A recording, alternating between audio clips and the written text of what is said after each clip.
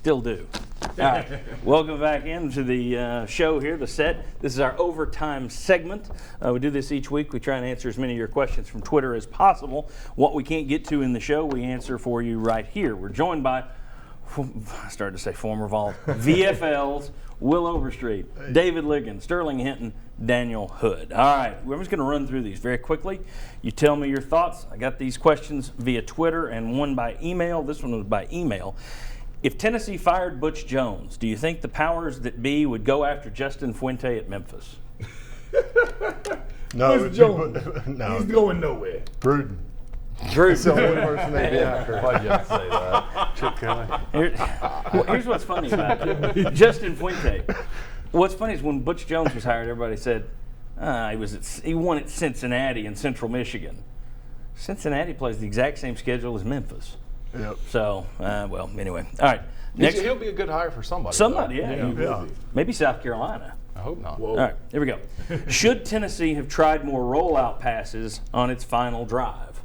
On one of those, they might have rolled right into the sack that was coming to But should they have tried more rollout passes on the final drive? I think that's hard to say because, it's kind of defined. I think Josh Dobbs only rolls out. It seems like he rolls out to his right a heck of a lot better than his left. He looks really awkward and just look. Some of that's probably the Alabama secondary covering our receivers really, really well. But he did not look good going to his left, and that's. I mean, you can't just say we're going to roll it to the short side of the field every time, or whatever it is. Right. Well, no, I think just with this team in general, the Alabama, the reason they're so tough, and I thought they were going to be a tough matchup for Josh Dobbs, is they are so disciplined on the front four. They rush as a team. They don't get out of their lanes. You almost don't need to have a spy guy because you never see one of those guys make an inside move and get washed down and lose contain. They're the most disciplined pass rushing unit in the SEC by far. There's not a single guy that you're like, he's the dominant pass rusher, but as a unit, they work together. So it's going to be hard to do anything with them of really getting outside and leveraging some of that because that unit is just so good up front. It's hard to do a lot of things. I don't know if there was an answer to how you get more passing yards or more time with that group coming at you. All right. I do think with that defensive line, too, that you got to move the pocket a little more because with the offensive line, when you take away the run option, then you give that on. All they got to think about is getting after quarterback. So you got to either do more chip help with your running backs or move the pocket a little bit just to do something else to slow that rush down because those guys were good and they proved it. All right. Is Tennessee looking at 11 or 12 wins next year? Now that was asking kind of the gist was the gist was this team will be the estimated time of arrival was always 2016. Right. It got moved up with the bowl win, and this person's like, oh yeah, well 11 or 12 next year. In other words, that's what is required. So my question is Tennessee going to get 11 or 12 next year? I would say no. Well, my question is, how many games do they play? 12. You play to win the game. I'm just saying. Well, if you want to, you're looking at 12 wins. You're looking at it. they're not make going it to win happen. 12 games. Yeah, look at They're it. going to be 5 You're- teams in the country that win 11 or 12 games You're next looking year. at it. That's I mean, silly. The key question is You looking got at it. Florida. I think Alabama, your goal next year is get to the SEC East. Get to the SEC championship game. Does that mean 9 wins? Does that mean 10 wins? yeah. I don't care. Get in the game. That's your goal. Not how many wins it takes, whatever it takes to get in the game. And that's a fair expectation because if you do what you're supposed to do and win out these last 5 games, you're an 8-win team. Maybe you get 9 in a bowl game. You expect an improvement next year. We've said it all along. You just want to continue to see improvement. Well, improvement on an 8-win regular season is either a 9 or a 10-win regular season, and that should put you in the that should put you in Atlanta. Well, technically, I said 7-5 before the season. If they go 7-5, that's a game better than last year. They would be 4-4 in the SEC. It'd be the first time they finished 500 in the SEC since you were over there in Lane Kiffin's year, or actually since you were being recruited. Lane No, I was Kiffin's there. year. Were you there that first year? Okay. The first time they've been 500 since 2009. So it's been a while. So even 7-5, 4-4 is not a debacle. It would be looked at as a debacle. But technically, you just want to continue to see progress is the gist. See, All I right. think we got too scientific with that question. The man's question, are we looking at 11 or 12 wins? Well, it's 12 games we played. We're looking at 12 wins, baby. All right, Sterling says they'll be 12-0 next year. All right. And I'm sure Butch Jones will appreciate that. Josh Dobbs is great with his legs, but he could have had 3 interceptions yesterday. Is he the guaranteed starter next year, or should Quentin Dormady get a chance at the job?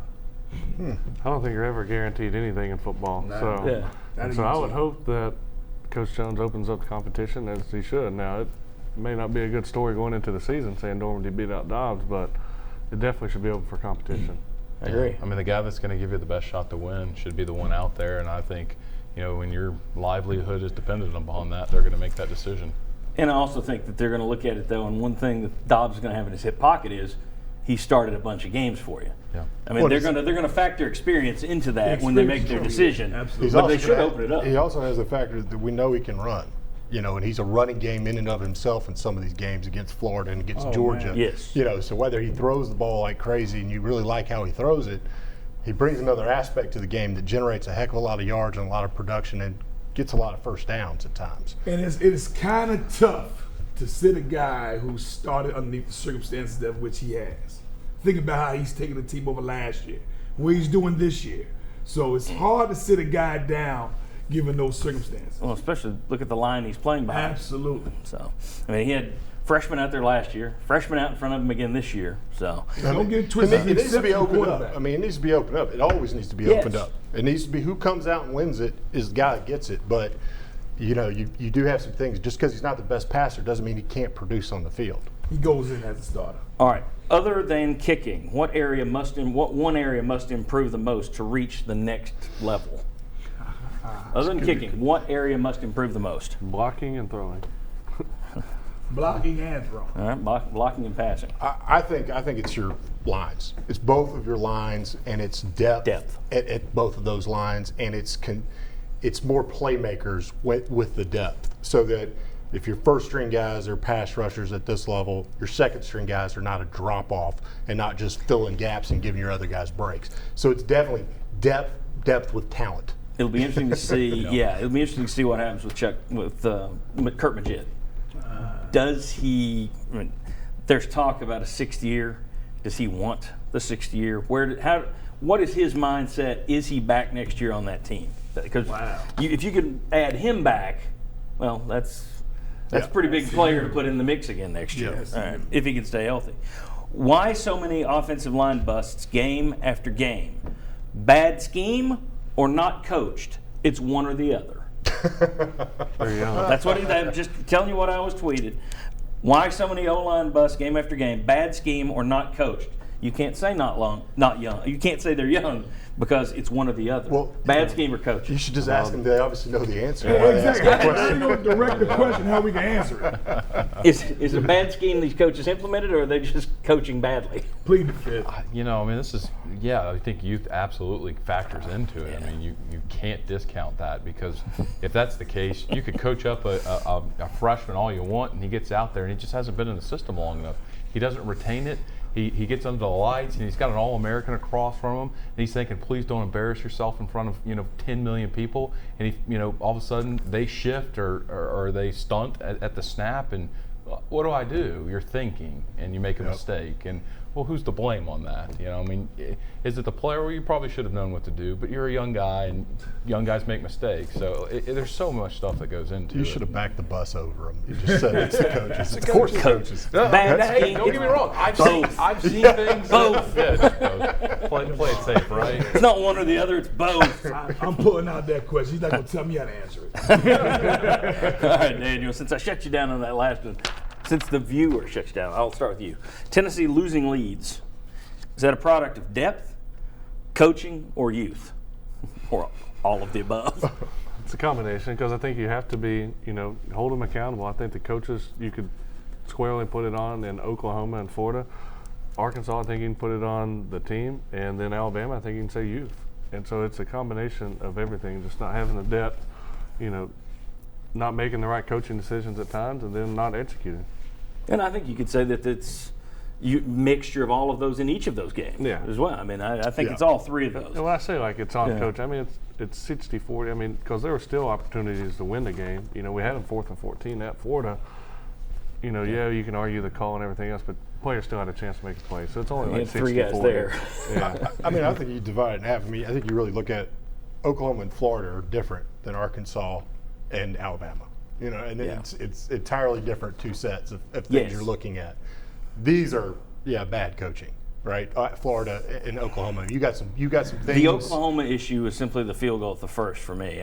Well, I mean, I think you you got kind of sat. You did sit on it in the second half against Yeah, Oklahoma. I mean, I think you've got some things there you can be really critical. The Yeah. other ones are more players, Yes. and who are you playing, and what did they do? the Arkansas matchup. Yep, you don't give exactly. many possessions. You better be efficient on offense. This is not an efficient offense. Exactly. So that was a bad matchup. All right, real quickly, odds of winning out. 100%. 100%. 100% Sterling. There it is, 100. 100% David Ligon. Yep. 80%. I'm with you. 80%. I think they dropped one. All right. Who they're dropping to? Don't know. That's why they play. I didn't think Tennessee would be able to play Alabama the way I mean, they I did think yesterday. they're better. I think they're better. Yeah. Every one of the teams they play, it's just a matter of do you have one of those games you cough up the ball, the things Yeah. go against you, and you lose the game. I don't know, but I would just say, I don't think they lose more than one, but I think they have a chance to win them all. But there's going to be that one game that you come out against somebody and you lay an egg for a little while. You come around in the fourth quarter and do what Alabama did. What happens if you get more people on the offensive line injured? I mean, you still going to take this team to win them all? I think there's still injuries out there that could impact this What team. about the other teams losing their quarterback? Well, it's possible. Thank you. You made my point. That's right. You made my just point. saying. Anything's possible. More offensive line injuries. We're just going to put 11 skilled guys out there and run a rugby set. There you go. All right. We don't know if Robertson or Kendrick will be back this year. We don't know. But the question is, if they are healthy and they come back, will they get their jobs back over Jones and Hall? I'm giving that one to the offensive lineman.